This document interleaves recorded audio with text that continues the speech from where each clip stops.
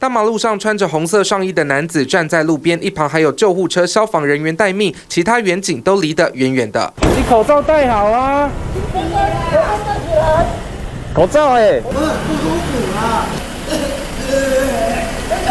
因为男子不止没戴口罩，还频频干咳，又不愿意乖乖上救护车，最后被团团包围，压制送医。现在发烧，你们这样子对我，就是要送你去医院治疗啊！你不能这样哦。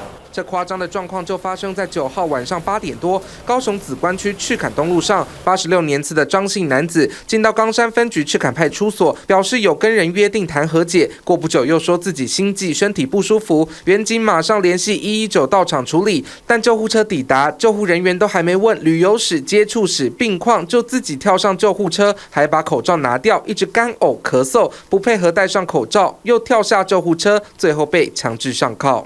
手过来啊！你配合就不会痛啊！我上厕所啦。好啦，等下去医院给你上了。救命啊！张姓男子情绪完全失控，但疫情这么紧张，警校不敢大意，把他送医治疗后，还好快筛 PCR 结果都是阴性。研判该男子疑似精神状况不稳，后续交由医院持续进行治疗。那我们也对该男子未戴口罩的情形予以自担举发。